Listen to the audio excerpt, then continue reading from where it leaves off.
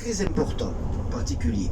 Donc, ces termes intégrés, et c'est la ville de Dax qui distribue la boue à tous les hôtels de Saint-Paul et de Dax, dont la boue est distribuée à l'ensemble des hôtels par la municipalité. Il y a 20 ans, vous êtes tous des gentils membres du groupe Thermadour, société thermale qui possédait ses propres bassins de boue.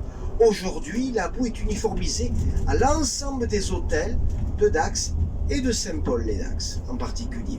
Alors le thermalisme, cette médecine si naturelle que la Terre nous a donnée en particulier, eh bien, fonctionne du 1er janvier au 31 décembre.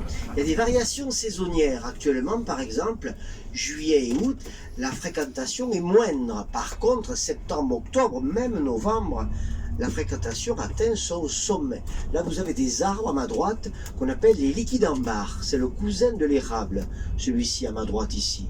Voilà, on voit ici. Donc, le fameux, là, nous avons des chênes. Nous avons dans les Landes plusieurs types de chênes. Alors, le mot tausin est un nom des Landes. Le chêne tausin, le chêne Cécile, le chêne pédonculé, le chêne pubescent, le chêne des marais, le chêne liège, qui font partie aussi de l'ensemble des arbres que l'on peut trouver dans les Landes. Voilà. Donc, là, vous avez un maraîcher d'ailleurs, ici. Voilà, donc on plantera, on va avoir des cultures landaises après, qu'on peut faire dans les Landes. On fait de moins en moins d'ailleurs de maïs, on en parlera tout à l'heure. Donc cette vie thermale est très importante, notamment à Dax. Le thermalisme génère 4000 emplois de manière plus ou moins indirecte. Et alors à côté se trouve la petite sœur verte qui s'appelle Saint-Paul-les-Dax. En vieux français, Lèze, Lima et Kozulu. Le mot Lèze veut dire à côté de, près de Dax. La signification du mot Lèze. Donc Saint-Paul-les-Dax est malgré tout la 3e ville du département des Landes. C'est une ville, j'espère qu'il ne faut pas un barrage, non, ça va. Ouais, parce qu'à Tarnos, eh bien, ils avaient fermé, ils avaient pris des terrains municipaux, il y avait plus de 450 caravanes et les gens ne pouvaient pas rentrer dans les terrains municipaux. Voilà. Donc, regardez le signe noir, c'est magnifique ici, là. Magnifique ce signe noir. Malheureusement, il y en avait au lac de Saint-Paul-les-Dax et malheureusement, ils ont disparu. Donc Saint-Paul-les-Dax veut dire à côté de, près de Dax. Le mot Lèze, à côté de. Peut-être du lac est un hôtel qui a été fondé en 1980 avec une architecture qui est hors du temps, qui est magnifique. Cet hôtel restera notamment dans le temps parce que son architecture est délicieuse. Elle est un petit peu à ces hôtels du bassin méditerranéen avec beaucoup d'alcôves, avec des arches. Cet hôtel a été fondé par Roger Jonca et nous avons un lac artificiel qui a été fondé en 1981, d'ailleurs pour jour élection de François Mitterrand pratiquement. Eh bien, ce périmètre de lac fait 2,5 km. Donc on peut faire à pied carrément le tour du lac. Et nous avons des arbres extraordinaires. Il s'appelle le cyprès chauve. C'est un arbre qui a des racines qui montent comme des stalagmites. Voilà, on appelle ça des pneumatophores. J'ouvre une parenthèse ici d'information. Oui, on arrive à Saint-Jean-de-Marsac. C'est un petit village de France qui est sans sel, qui est insipide, qui est sans saveur. Par contre ici, il y a le plus grand stand de tir de la région du département des Landes. Donc quand on fait du tir, notamment en club, on peut avoir son port d'armes au bout d'un an d'ailleurs, eh bien on vient s'entraîner ici. Un immense stand de tir. Donc le RPIMA, la BRI notamment, et les commissariats viennent souvent s'entraîner dans ce grand centre qu'il y a ici à Saint-Jean-de-Marsac. On a un petit village qui est tout à fait quelconque et qui possède un très grand stand de tir. Donc ça permet d'avoir du monde dans ces petits villages, plus ou moins, qui touchent et qui jouxtent l'océan Atlantique. Donc, cette ville de Saint-Paul-les-Dax, ce lac artificiel, quand on a fait ce lac, eh bien les gens avaient fait des pétitions. Ils étaient contre la création du lac, les autochtones. Il faut avouer qu'aujourd'hui, sans le lac à Saint-Paul-les-Dax, ça serait tout à fait un confetti de morosité, Saint-Paul-les-Dax. Grâce au lac, eh bien, cette station thermale est devenue une station climatique. D'ailleurs, c'est là où a vécu un grand lettré français, qui a vécu très longtemps à Saint-Paul-les-Dax. Il s'appelle Pierre Benoît. Et Pierre Benoît, il a écrit de nombreux ouvrages, je pense à Königsmarck, l'Atlantide, Mademoiselle de la Ferté.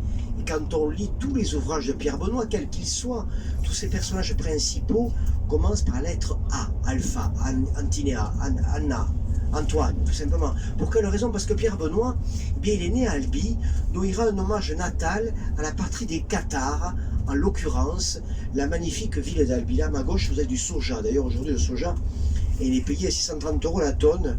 Et le cours des céréales se fait à la bourse. Donc, tous les jours, ça varie. Voilà. Magnifique soja. Je vois qu'il est haut. Il est semé de manière continue. Une plante qui réclame beaucoup d'eau, mais beaucoup moins que le maïs. On verra ça tout à l'heure. Donc, Saint-Paul-les-Dax, 14 000 autochtones. Troisième ville des Landes. Et c'est aussi la 10e station thermale française, Saint-Paul-les-Dax. Saint-Paul-les-Dax reçoit 14 000 curistes qui se font soigner pour la rhumatologie et la phlébologie d'une manière quasi continuelle au sein du groupe Thermadour qui a racheté l'année dernière la station dans le département de la Moselle en 57 d'Amnéville et qui a racheté aussi la station thermale dans le département de la Haute-Garonne qui s'appelle Bagnères de Luchon qui ont été rachetés par le groupe Thermadour. Tiens, je vais vous montrer bientôt la maison de Jacques Martin, je pense à ça. On va passer. Jacques Martin est décédé en 2008, il est enterré à Lyon. Il est mort à l'hôtel du Palais, notamment dans l'hôtel du Palais de Biarritz. Et il avait acheté une domaine ici, il montrerait son domaine. Et l'année de son décès, eh bien, il vend le domaine et il passera ces derniers mois de la vie à l'hôtel du Palais de Biarritz, qui correspond à la lettre E, on aura l'occasion d'en parler.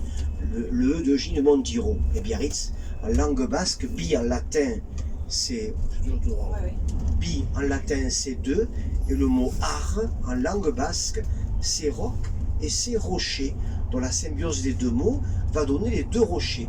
Regardez les héliotropes, on n'en voyait pas dans les Landes. Du mot hélios, soleil, tournesol, tout simplement parce que la politique agricole commune, ce qu'on appelle la PAC, quand on a moins de 40 hectares notamment, eh bien on est obligé de faire 3 céréales différentes pour pouvoir toucher les subventions notamment de l'Europe et de la PAC qui sert à soutenir notamment le cours des céréales en particulier. Donc Saint-Paul, station thermale et climatique, fort agréable, où a vécu très longtemps Pierre Benoît. Donc ce pays landais, notamment avec ses stations thermales, un florilège de stations. Il y a Eugénie, il y a Préchat, il y a Saubus, il y a Gamarde, il y a Saint-Paul, et il y a notamment la ville de Dax. Donc Saint-Paul-les-Dax, fonctionnement toute l'année avec ce que lac artificiel, dont le périmètre fait 2,5 km, avec des essences d'arbres des plus délicieuses et exquises et très particulières, qui s'appellent les cyprès chauves, et qui respirent parce qu'on appelle des pneumatophores en particulier. Voilà.